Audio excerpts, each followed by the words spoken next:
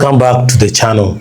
Tensions in Ugandan politics are reaching a boiling point over Ambassador Olara Otunnu's bid for United Nations Secretary General.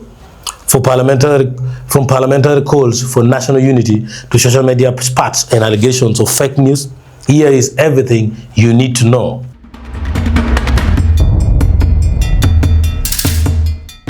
Dr. Godfrey Wakida, Member of Parliament for Bagwere County, has officially issued a press statement addressing opposition and diaspora protests directly while clarifying key UN procedures.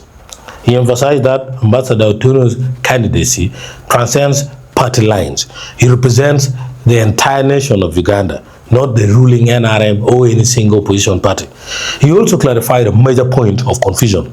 Under UN regulations, formal nomination by the home government is a mandatory procedural requirement, not a political endorsement of domestic policies. Furthermore, Dr. Wakida highlighted 4 key national benefits if a Ugandan leads the UN. It elevates Uganda's international standing and global prestige. It opens diplomatic and agency opportunities for Ugandan youth and professionals. It brings global focus to Africa's development, peace, and security challenges. It inspires a new generation of local, international civil servants. As Dr. Wakida powerfully put it in his final appeal, let us debate our politics in Kampala. In New York, let us speak as one Uganda.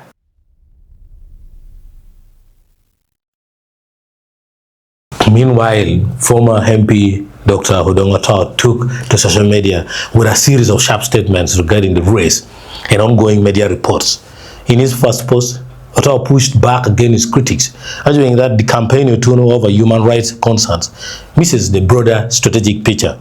He claimed the political landscape has permanently shifted, pointing out that many Baganda strongly support Otunnu and criticized the National Unity Platform, that's NUP, for engaging in what he called amateur politics.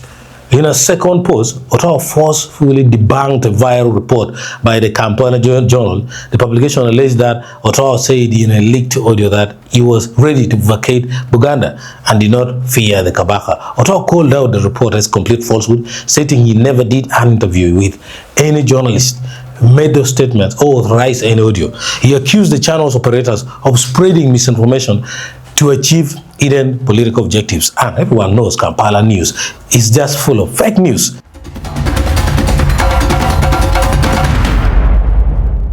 Should Ugandans set aside internal political grievances to back a single candidate on the world stage, or are the diaspora's human rights concerns justified? Drop your thoughts in the comments below. Don't forget to like, subscribe, and hit the notification bell for more updates. But all in all, stay united.